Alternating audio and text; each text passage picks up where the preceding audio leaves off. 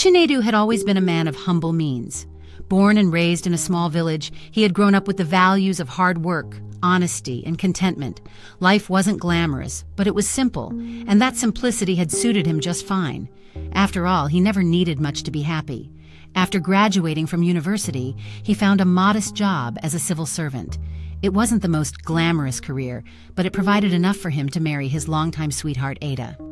The early days of their marriage were filled with the kind of love that felt unbreakable, the kind that made every struggle seem small in the face of shared joy. They lived in a modest one-bedroom apartment, far from the luxurious estates in the wealthier parts of town, but it didn't matter. They had each other, and that was enough. Or so Chinedu thought. As the months rolled by, Ada began to change. The woman who once showered him with affection and endless encouragement began to look at him differently. It wasn't immediate, but the shift was palpable. At first, it was the small things, discontented sighs when she flipped through social media, envious glances at her friends' Instagram posts. But eventually, those quiet moments of discontent turned into something else: comparison. "Do you see how Ifeanyi treats his wife?" Ada would say, her voice tinged with envy as she sat scrolling through her phone. "He just bought her a brand new car for their anniversary. Can you imagine? A brand new car," Chinedu would smile, trying to reassure her. "Our time will come, Ada. Patience. I'm working hard, you know that." But Ada's patience seemed to be wearing thin, and with every passing day, her voice grew sharper. "I didn't marry you to remain poor, Chinedu," she snapped one night after coming back from a lavish baby shower thrown by her friend Ifeoma. The envy in her voice was unmistakable. "Look at Ifeanyi. He's younger than you, and he's already a millionaire. Why can't you be more like him?" The words hit Chinedu like a slap to the face. He had always prided himself on being a good husband, a man who worked hard to provide for his wife. But no matter how much effort he put in, it never seemed to be enough for Ada anymore. She wanted more than he could give and more than he could afford. He could see it in her eyes, the constant hunger for a life they didn't have, and worst of all, the constant comparisons to other men, particularly Ifeanyi, who seemed to be the golden standard for success. Chinedu kept trying to hold on, kept telling himself that love could withstand anything.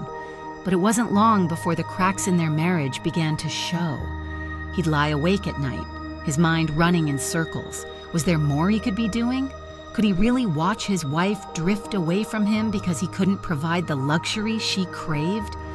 The financial strain weighed on him, compounded by the emotional burden of feeling inadequate in his own home. One evening, while nursing a drink at a local bar, Chinedu ran into an old friend, Kola. Kola had grown up in the same struggling neighborhood as Chinedu, but now Kola looked like a different man. He was dressed in expensive designer clothes, his wrist adorned with a flashy gold watch, and outside the bar was parked a sleek, expensive car that made Chinedu's modest sedan look like a relic from another time. "Kola, you're doing well for yourself," Chinedu said, shaking his friend's hand with a mixture of admiration and curiosity. Kola smiled, but there was something unsettling in his grin. "Life is good, my brother. You know, sometimes you have to take matters into your own hands if you want to live the life you deserve." Chinedu raised an eyebrow. "What do you mean?"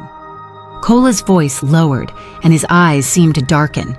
"There are ways to make wealth that the average man doesn't know about. Ways that can change your life forever, but it's not for everyone. You have to be willing to do things differently." Chinedu felt a shiver run down his spine. He had heard rumors about men like Kola, men who had climbed the social ladder quickly, but through means that no one spoke about openly. Secret societies, dark rituals, wealth that came with a heavy price. Chinedu knew the whispers, but he had never taken them seriously. Until now. "I don't think I'm that kind of person," Chinedu said, though the words came out less convincingly than he intended. Kola leaned in closer, his voice barely above a whisper. "Sometimes it's not about who you think you are. It's about what you're willing to become. Look at you, Chinedu. You're a good man, but good men die poor every day. You want to be a martyr for morality, or do you want to give your wife the life she deserves?" Chinedu swallowed hard, his thoughts racing.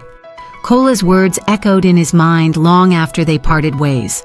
He tried to push the idea away, telling himself that he couldn't cross that line, that no amount of wealth was worth losing himself. But the next time Ada came home, comparing him once again to Ifeanyi, Chinedu found his resolve weakening. Weeks passed, and the strain in Chinedu and Ada's marriage grew unbearable. Ada's discontent was palpable, and her constant criticisms made Chinedu feel like a failure. Every day was a reminder that he wasn't enough, not for her, and not for the life she wanted. One night, after a particularly vicious argument in which Ada called him a waste of a man, Chinedu made up his mind. He couldn't bear to see the disappointment in her eyes anymore, couldn't stand the weight of her judgment. Maybe Kola was right. Maybe it wasn't about who he thought he was, but about what he was willing to become. Chinedu sought out Kola, who introduced him to a group of men who had embraced the darker path to wealth. They met in a dimly lit room, their faces obscured by shadows. The men spoke in riddles, their words laced with ominous undertones, but the promise of riches was clear.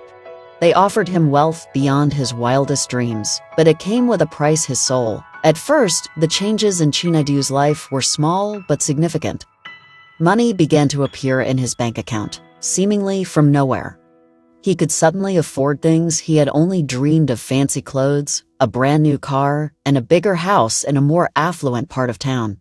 Ada was ecstatic. She showered him with praise and affection, calling him the man she always knew he could be. The life she had envied in others was finally theirs.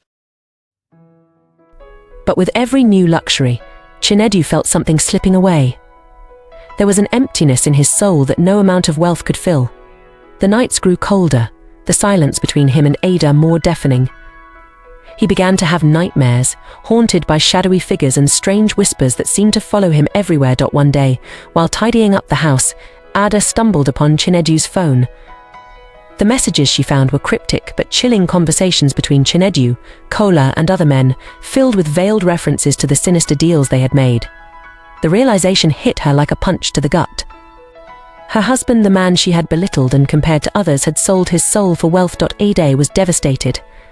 The guilt consumed her as she realized the role she had played in pushing Chinedu down this dark path. She had been so obsessed with keeping up with her friends, so envious of the life Ifeanyi and others had, that she had forgotten what truly mattered. The diamonds, the cars, the grand home, it all seemed meaningless now. When Ada confronted Chinedu, her voice broke with tears. "What have you done, Chinedu? This isn't you. We could have been happy without all of this." But Chinedu's eyes were cold, distant. He was no longer the man she had married, and in some ways neither was she. "This is the life you wanted, Ada. This is what you kept telling me I couldn't give you. Now we have everything." She shook her head, her heart breaking. "Not everything. We've lost ourselves. We've lost each other. The house, the car, the money, it all felt like chains, binding them to a life that had lost its meaning. The wealth that Ada had once craved now seemed like a prison, and Chinedu, once her loving husband, had become a stranger. In the end, Ada came to realize that true wealth wasn't in the riches she had.